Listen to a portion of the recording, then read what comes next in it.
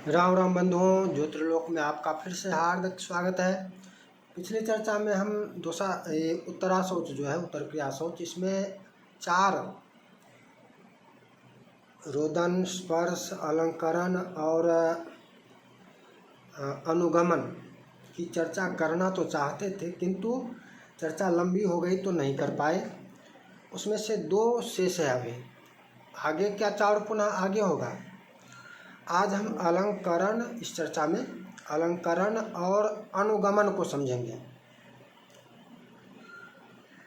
वो रोदन, स्पर्श वो भिन्न विषय है, वो सामान्य था। अलंकरण विशेष है, इसको समझ। अलंकरण दोषप्रद भी है।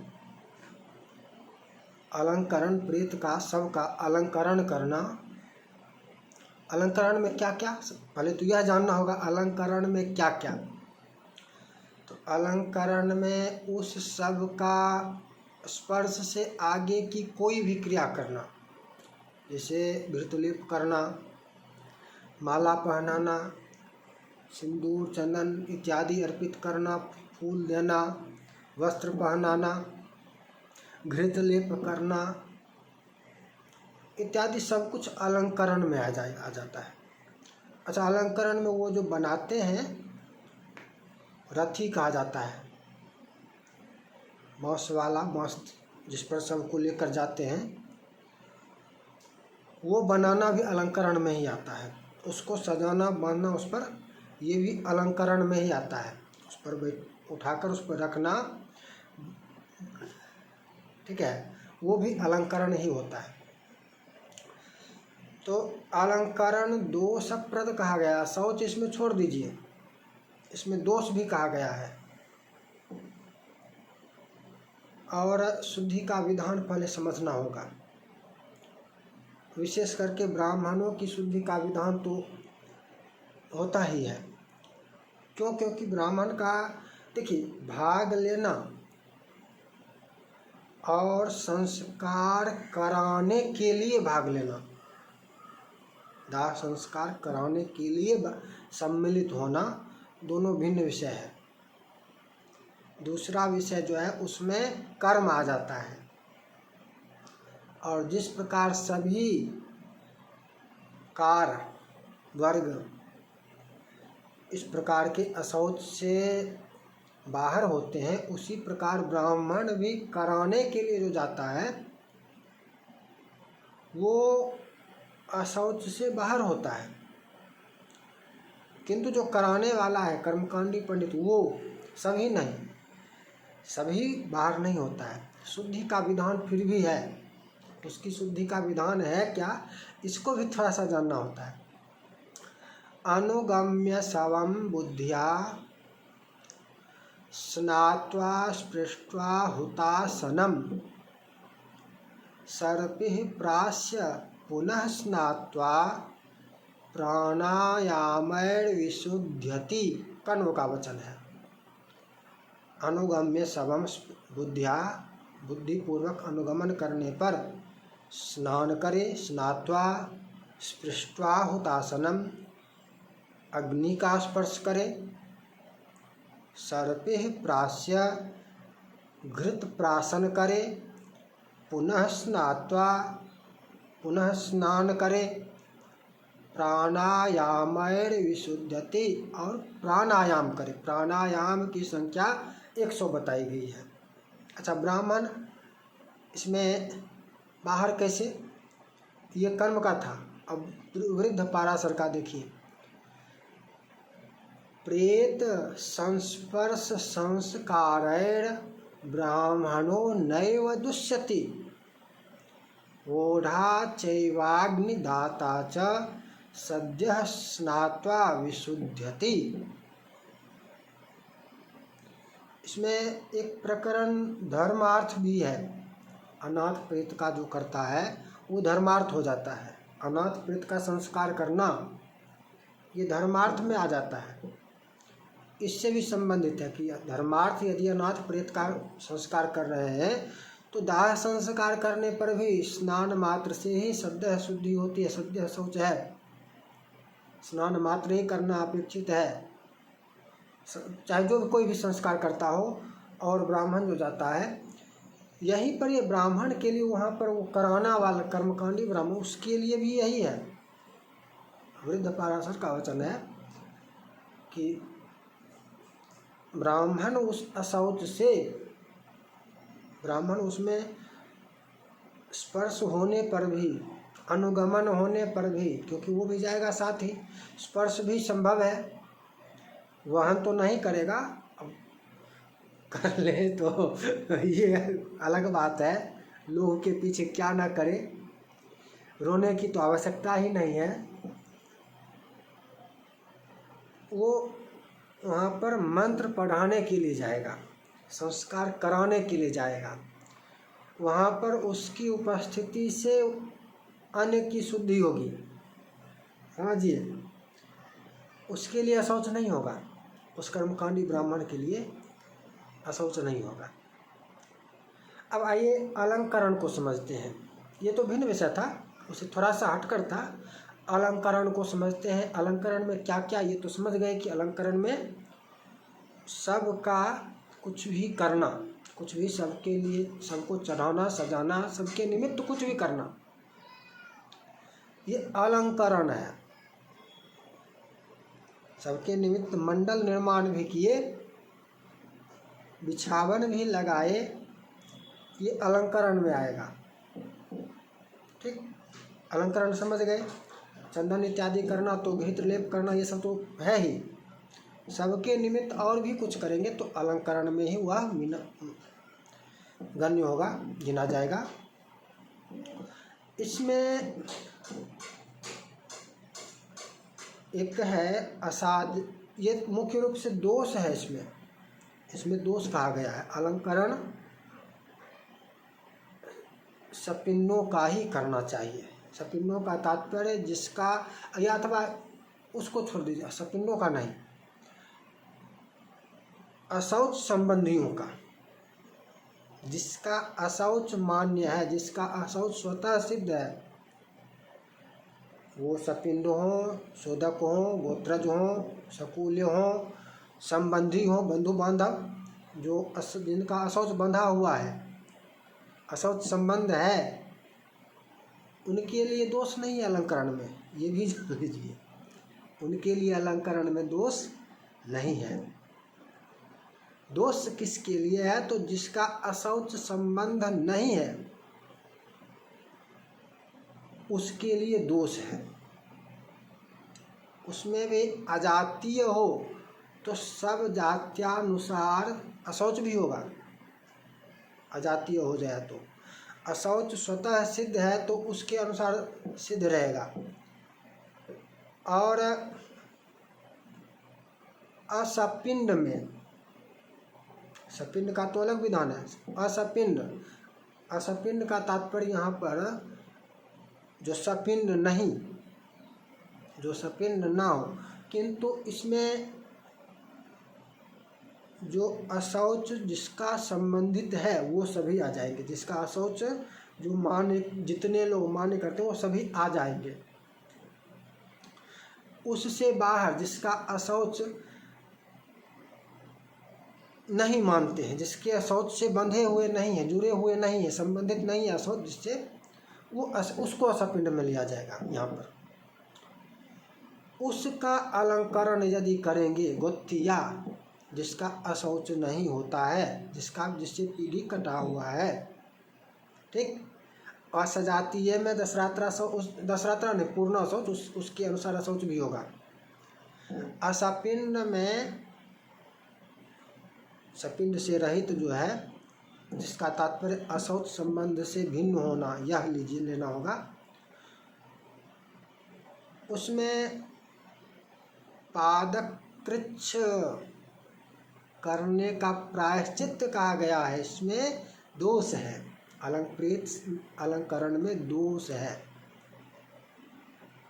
ज्ञान से करेंगे, जान कर करेंगे, जानते हुए करेंगे कि इसका हमको नहीं करना चाहिए, किंतु उसको छोड़कर, अनाथ प्रेत को छोड़कर, इसको भी ध्यान रखना होगा, अनाथ प्रेत को छोड़कर उसका दाह करने पर भी सद्य अशुद्धि होगी, सद्य शौच होगा, अनाथकृत धर्मार्थ हो जाए तो।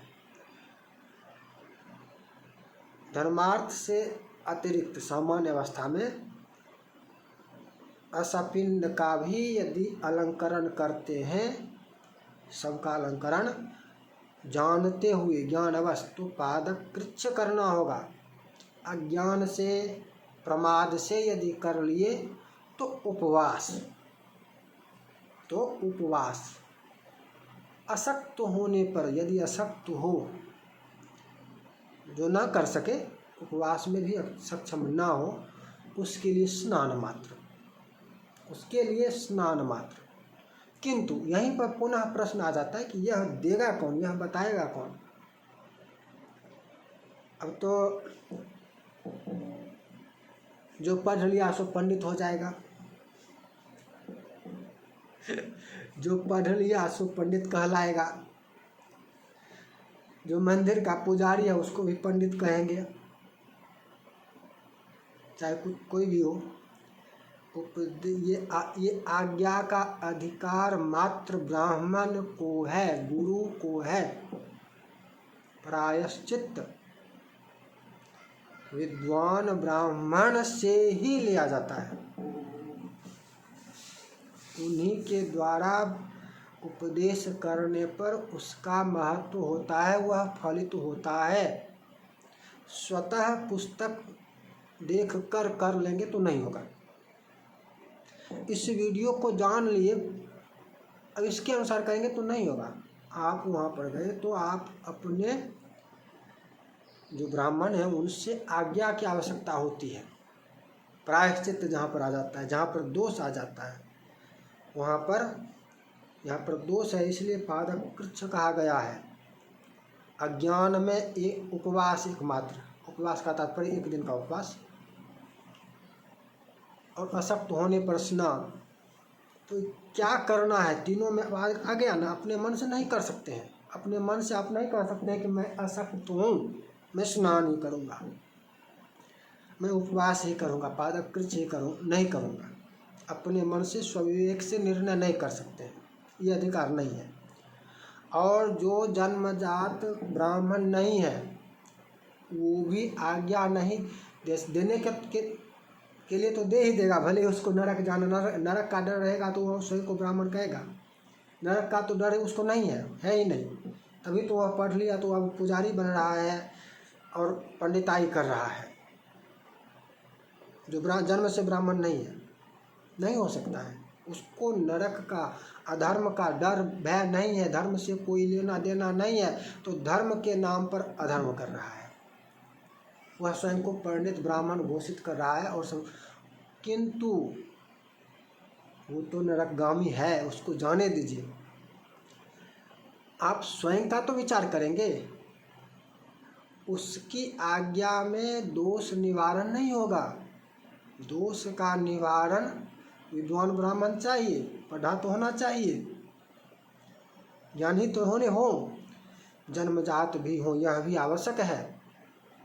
ये नहीं कि कोई भी पढ़ लिया, किसी ने भी पढ़े, अब म्लेच्छ ने भी पढ़ लिया तो उसे भी पढ़ने के लिए तो म्लेच्छ भी पढ़ लेंगे। बोलिए, समझिए, अन्य जाति अन्य वर्णों में आप चाहते हैं तो कहते हैं, एक बार संदेह हो सकता है क्यों नहीं पढ़ेगा सो क्यों नहीं होगा, जो करेगा सो होगा कर्म से। तो म्लेच्छ करने लगे तो म्लेच्छ भी हो जाएगा, म्लेच्छ से भी आज्ञा ले लेंगे, म्लेच्छ भी पढ़ लेगा तो वो भी आज्ञा दे सकता है, हो जाएगा। फिर म्लेच्छ में कहाँ रोक है? फिर बताइए, यदि म्लेच्छ पढ़ ले, म्लेच्छ भी सब कुछ कर ले, तो तब तो उसको भी कर्मकांड में अधिकार मिल जाना चाहिए, उसको भी ब्राह्मण कहना चाहिए, नहीं कहना चाहिए। बस अन्य जातियों को, अन्य वर्णों को, विशेषकर दलित ये राजनीति वालों को, इनको देना होगा, ये ब्राह्मण हो जाएंगे, ये पुजारी बन जाएंगे। म्लेच्छ क्यों नहीं बनेगा? फिर म्लेच्छ में कहाँ रोक है? बस उसकी आस्था होनी चाहिए, रोक कहाँ है फिर? तो जहाँ पर भी ये आवश्यकता होती है कि स्वतः निर्णय नहीं ले सकते, तो जन्मजात ब्राह्मण से आज्ञा की आवश्यकता होती है। विद्वान होना उसकी विशेषता है, विद्वान होना चाहिए। अब विद्वान अनुपलब्ध, अब यहाँ यहीं पढ़ लीजिए, एक जन्मजात ब्राह्मण जो है वो विद्वान नहीं है। जो आपके साथ जन्मजात ब्राह्मण है वो विद्वान नहीं है, वो नहीं जान रहे हैं कि क्या यहाँ पर विधान है। और एक जो ब्राह्मण नहीं है जन्म से, खूब पढ़ लिया, सभी शास्त्रों का ज्ञाता है, शास्त्र विद्वान है, लेकिन ब्राह्मण जन्म से नहीं है, चाहे कोई भी हो। अब उसमें यदि हम क्षत्रिय को लेंगे, वैश्य को लेंगे, शूद्र को लेंगे, तो म्लेच्छ को भी उसमें ही ले सकते हैं। तो उसमें ऐसा नहीं है कि म्लेच्छ को नहीं ले सकते हैं, म्लेच्छ भी तो हो सकता है। इन सब में से चाहे वो कितना भी विद्वान हो, कितना भी सही कह रहा हो, उसकी आज्ञा के पालन में प्रायश्चित नहीं होगा, दोष का निवारण नहीं होगा, गलत भी कह देगा। यह जन्मजात जो है, जो नहीं जान रहा है, क्योंकि विद्वान उपलब्ध नहीं है, इस कारण अनुपलब्धता यहाँ पर कारण है। यहाँ पर कारण होगा विद्वान ब्राह्मण की अनुपलब्धता, तो भी उसी की आज्ञा में शुद्धि होगी, दोष निवारण होगा। आप स्वविवेक से जान लीजिए कि ये है, आज्ञा उनसे फिर भी लेनी होगी कि ऐसा ऐसा है, हमको आज्ञा दीजिए। आज्ञा उन्हीं की आज्ञा से निवारण होगा, ऐसे निवारण नहीं होगा, पढ़ने से मात्र नहीं होता है। तो ये निर्णय कौन देगा कि पादक कृच्छ करो, उपवास करो या स्नान मात्र करो? स्वयं कर लेंगे? नहीं होगा, स्वयं नहीं कर पाएंगे, ब्राह्मण से निर्णय आज्ञा लेनी होगी। समझ गए? क्या है? कृच्छपादोषपिंडस्य प्रेतालंकरणे कृते, प्रमाण है इसका, शंख का वचन है। कृच्छपादोषपिंडस्य प्रेतालंकरणे कृते अज्ञानादुपवासः स्यादशक्तौ स्नानमिष्यते। असपिंड में कृच्छपाद, असपिंड में, इसी को पादक कृच्छ भी कहते हैं। और किस लिए? प्रेतालंकरणे कृत, प्रेत का अलंकरण करने पर। अज्ञानादुपवास, अज्ञानता से यदि कर लिए तो उपवास मात्र, और अशक्त है तो स्नान मात्र। अब सोचिए ये लोग, इनका क्या होगा?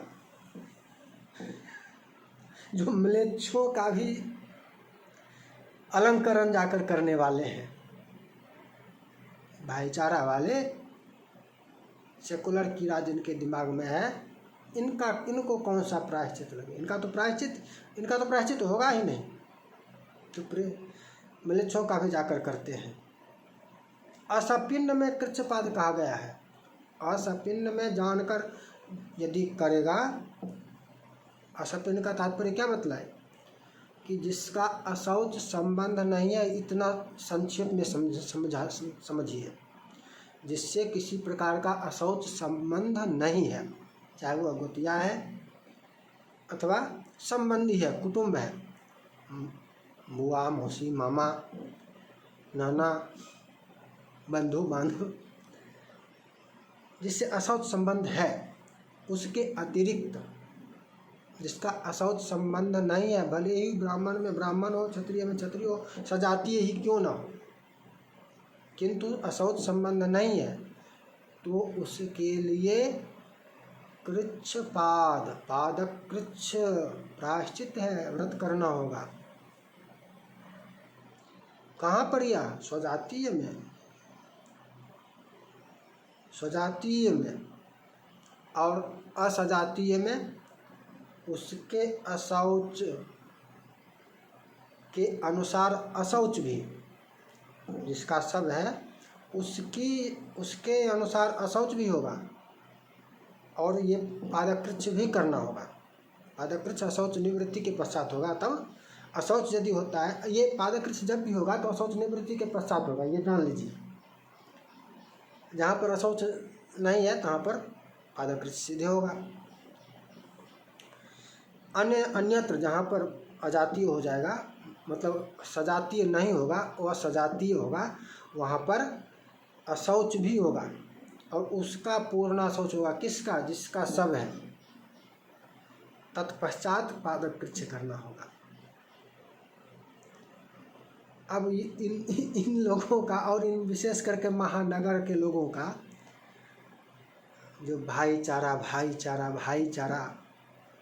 गंगा जमुनी तहजीब रखने वाले हैं, कहाँ से गंगा जमुना में तहजीब कहाँ से आ गया बताइए? गंगा संस्कृत, जमुना संस्कृत, तो इसमें तहजीब कहाँ से आ जाएगा? कैसे आएगा? गंगा जमुनी संस्कृति होगी, गंगा जमुनी संस्कृति। गंगा भी सनातन की, जमुना भी सनातन की, गंगा भी भारत की, जमुना भी भारत की, तो इसमें तहजीब कहाँ से आ रहा है? जमुना अरब से आया है क्या? जमुना अरब से आई है क्या? जमुना सूर्य की पुत्री है, कालिंदी नाम है जमुना। जमुना की भी पूजा करते हैं, यम की बहन है। इसमें लेकिन भाईचारा वाले तो करते हैं। गंगा जमुनी तहजीब कैसे कर लिया पता भी नहीं चलता है कि कहाँ कहाँ से क्या क्या मनगढ़ंत कर लेते हैं। इसमें क्या है? जमुना मतलब क्या? उसका क्या है उसमें? गंगा भी मेरी, जमुना भी मेरी, इसमें उसका क्या है? उन लोगों के बारे में सोचिए। वो लोग कहते हैं टीवी पर आकर, जब भी कहीं बहस में कहीं पर भी होते हैं तो कहते हैं मैं हिंदू नहीं हूँ क्या? मैं भी हिंदू हूँ, मैं ही असली हिंदू हूँ। कहाँ से तुम हिंदू हो? कैसे हिंदू हो? तो उसके प्रेत का भी जाकर अलंकरण करने वाले हो, उसके भी सब जमात में जनाजे में भाग लेने वाले हो। तुम्हारा तो कभी प्रायश्चित भी नहीं होगा। तुम हिंदू कहाँ रहे? उनको उत्तर कोई देने वाला नहीं होता है। क्यों? क्योंकि उन लोगों ने पहले 70-80 वर्षों में शास्त्र से आपको हटा दिया है। शास्त्र का मत जानो, धर्म को मत जानो। धर्म कट्टरता सिखाता है, धर्म। और छोरा भी महानगर के लोगों ने पूरी तरह त्याग कर दिया है। जो भी कर रहा है वो आडंबर कर रहा है। ये निंदा नहीं है, ये वास्तविकता है, ये निंदा नहीं है। महानगर वाले ही ऐसा भाईचारा अधिकतम दिखाते हैं, ऐसी भाईचारा करते हैं। थोड़ा बहुत गाँव में भी इस प्रकार की भाईचारा देखने को मिलती है, थोड़ी बहुत अल्प। उसी का प्रभाव है वो सेकुलरिज्म नामक कीड़ा जो है। आइए अब आगे आते हैं यहाँ पर। अच्छा, इसमें धर्मार्थ होने पर कुछ नहीं होगा, ये स्पष्ट हो गया है। धर्मार्थ यदि किया गया, धर्मार्थ का तात्पर्य अनाथ सब, जिसका कोई करने वाला ना हो। धर्मार्थ होने पर अनंत फल कहा गया है। धर्मार्थ कर रहे हैं तो उसमें दोष नहीं है, लेकिन शुद्धि तो करनी होगी। अशौच नहीं है, शुद्धि में स्नान मात्र है। स्नान, प्राणायाम और अग्निस्पर्श। शुद्धि का जो बताया गया, जो चर्चा की है, स्नान, प्राणायाम, अग्निस्पर्श, घृतप्राशन, ये सब शुद्धि विधान है। इसकी आवश्यकता वहाँ भी होगी, अनाथ में भी, किंतु वह अनंत फलदायक है, उसमें दोष नहीं होगा। वह पुण्य कारक है, दोष नहीं होगा। अब अनुगमन उस प्रकार का दोषद नहीं है जैसा दोषद अलंकरण है। जिस प्रकार का दोष अलंकरण में है उस प्रकार अलंकरण सबका, अनुगमन में उस प्रकार का दोष नहीं है। शुद्धि का विधान है, थोड़ा सा सोच है, इसको भी समझना होगा। क्योंकि अब जहाँ पर अब एक स्थान पर सब के सब, जहाँ कहीं भी शहर वाले तो एक स्थान पर अनेक वर्ण के हैं, अनेक जातियाँ हैं, और सब में सबको जाना होगा, भाग तो लेना होगा, अनुगमन करना होगा। तो उसमें क्या, कैसे, इसको तो जानना होगा ना, समझना होगा ना। उच्च वर्ण का सब हो। अच्छा, सबसे पहले सपिंड का ले लेते हैं। जिस सपिंड का तात्पर्य यहाँ पर जितने सब अशौच संबंधित हैं उसकी चर्चा। तो जो अशौच से संबंधित है उसके लिए पृथक विचार ही नहीं होगा, उसका जो अशौच है उस अशौच के अनुसार होगा, किंतु उसमें और कुछ वृद्धि हो जाएगी, उसमें और कुछ वृद्धि हो जाएगी। किंतु सपिंड जो होगा, सपिंड मुख्य रूप से सपिंड जो लेंगे, सपिंड में गोतिया वाला सपिंड वो बंधु बांधव वाला में बढ़ेगा, जिसका पक्षिणी कहा गया है, जिसके लिए पक्षिणी कहा गया है उसका त्रिरात्र शौच हो जाएगा। गृहागत में गृह संबंध बोला गया था, पिछली चर्चा में जाने थे, पहले कर चुके हैं कि गृह में एक दूसरे के घर में भाई बहन मर जाए, बुआ भतीजा मौसी बहन बेटा, बांधव पक्षिणी होता है, सामान्य रूप से पक्षिणी एक दूसरे के घर में चले जाए तो त्रिरात्र शौच। अनुगमन में भी और इस उत्तर क्रिया में सम्मिलित होने पर भी वो त्रिरात्र शौच हो जाएगा, पक्षिणी का त्रिरात्र शौच हो जाएगा। किंतु सपिंड के लिए तो विचार करने की आवश्यकता ही नहीं, उसको तो पूर्ण शौच दशा शौच स्वतः है, आगे उसके लिए विचार करने की आवश्यकता है ही नहीं, सपिंड तो ठीक। और पुनः उसमें भी अनाथ में भी असपिंड है, अनाथ है, अनाथ सब है, उसमें भी कोई दोष कोई अशौच नहीं, वो तो अनंत पुण्य निकालक अनंत फल देने वाला है, और शुद्धि का विधान पहले समझ चुके हैं। अब आइए इसके अतिरिक्त, जिसको नहीं होगा उसके समझ गए। उच्च वर्ण के सब यात्रा में अनुगमन करे, अर्थात शूद्र क्षत्रिय ब्राह्मण वैश्य में गया, अपने से उच्च वर्ण वाले सब में अनुगमन किया, तो उसके लिए सचैल स्नान मात्र है। अनुगमन मात्र यदि किया है तो, मात्र अनुगमन किया है तो सचैल स्नान, अग्निस्पर्श, घृतप्राशन और प्राणायाम, प्राणायाम की संख्या 100 है।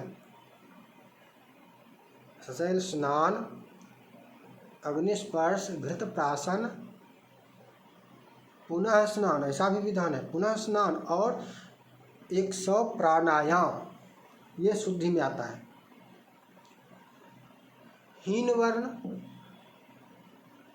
वर्ण में गए, अर्थात ब्राह्मण यदि क्षत्रिय वैश्य में गया तो 2 दिन का अशौच, 2 दिन का अशौच होगा। कौन? संस्कार कराने वाले को नहीं, जो कर्मकांडी होगा उसके लिए नहीं है, पड़ोसी के नाते गए तब। शूद्र में गए तो त्रिरात्रा शौच होगा, शूद्र में त्रिरात्रा शौच होगा। शुद्धि कैसे? वही स्नानादि जो है शुद्धि उससे होगी। प्रमादवश यदि गए हैं, अज्ञानवश गए हैं, प्रमाद से चले गए, तो मात्र सचैल स्नान, अग्निस्पर्श, घृतप्राशन। प्रमाद हो तो, अज्ञान हो तो, तब इतना, तब 2 रात 3 रात वाला विधान नहीं होगा, तब अशौच नहीं होगा। प्रमाद होने पर, अज्ञान होने पर, जानते ही नहीं हैं, और जानते ही नहीं है इसका तात्पर्य यह नहीं है कि जानना ही नहीं चाहिए, जानना ही नहीं चाहिए, नहीं जानना, न जानेंगे ना करने की आवश्यकता होगी, तब तो इसी कारण तो अन्य म्लेच्छादि बने हैं। धीरे धीरे ये प्रवृत्ति आगे बढ़ती जाएगी ना। अब उल्टा करो, ऐसी भी प्रवृत्ति पनपने लगेगी। हम नहीं जानते हैं, हमको दोष मुक्त हैं, हम कुछ नहीं जानेंगे, हमको जानना नहीं है, हम जानते ही नहीं, उल्टा करने, आप उल्टा भी करने लगो। और ये जो वामपंथी अथवा ये जो सेकुलर वाले लोग हैं जिनको सेकुलर क्रिया, ये उल्टा भी आगे जाकर करने वाले हैं, उल्टा भी करने लगेंगे, म्लेच्छ आचरण में लिप्त हो जाएंगे, ये सब के सब। तो ये दो भाग, दो क्रिया थी पुनः आज की चर्चा में, जैसे स्पर्श और रोदन। रोदन स्पर्श चर्चा पहले हो चुकी है। आज की चर्चा में, इस चर्चा में अलंकरण और अनुगमन, इस दो क्रिया को ली गई। आगे पुनः फिर दहन, वहन, दहन, उदकदान, पिंडदान, ये सब क्रियाएं हैं। आगे इसकी चर्चा फिर से करेंगे। फिर मिलेंगे नई चर्चा के साथ। जय जय श्री राधे।